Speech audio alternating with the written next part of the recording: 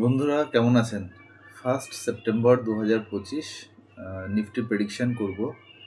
Nifty এখন একটা inverted W প্যাটার্নের মধ্যে দিয়ে যাচ্ছে, যেটা অল ওভার একটা বুলিশ নয়, বিয়ারিশ একটা প্যাটার্ন।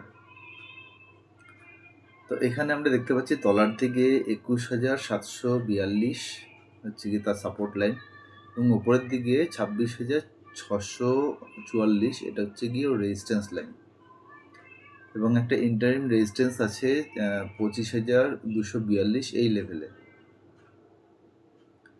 তো এই মুহূর্তে এই ইনভার্টেড ডাব্লুর লাস্ট লেগটা ও কমপ্লিট করার চেষ্টা করবে, এবং যদি এই 25,000 লেভেল ব্রেক করতে পারে তাহলে 26,000 লেভেলে আরেকটা স্ট্রং রেজিস্ট্যান্স আছে।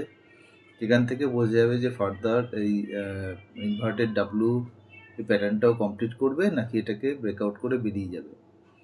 তবে আরএসআই এবং আমরা যদি বোলিঙ্গার ব্যান্ড দেখি, সেখান থেকে আমাদের যেটা মনে হচ্ছে যে নিফটি কিন্তু নেক্সট 3 থেকে 6 মাসের মধ্যে একটা ডাউন টার্ন আমরা দেখতে পাবো, যেটা তলার দিকে 21-22 হাজার লেভেলকে টাচ করার চেষ্টা করবে। সেখান থেকে সাপোর্ট নিয়ে ফার্দার আমরা ডিসিশন নেওয়ার মতো একটা জায়গা আসবো যে মানে নিফটির মুভমেন্ট কোন দিকে থাকবে।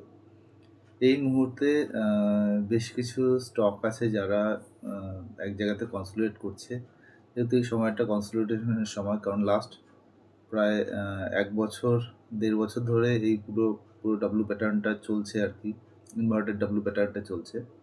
সুতরাং এই সময়টা অ্যাকুমুলেট করার সময় বেশ কিছু ভালো স্টক যারা ভালো লেভেলে রয়েছে, সেই সমস্ত স্টকগুলো কিন্তু আপনারা অ্যাকুমুলেট করতে পারেন। কিছু ইন্ডেক্স ফান্ড রয়েছে, যে ইন্ডেক্স ফান্ডগুলো বেশ ভালো জায়গায় আছে, যেমন নিফটি ডিফেন্স। তো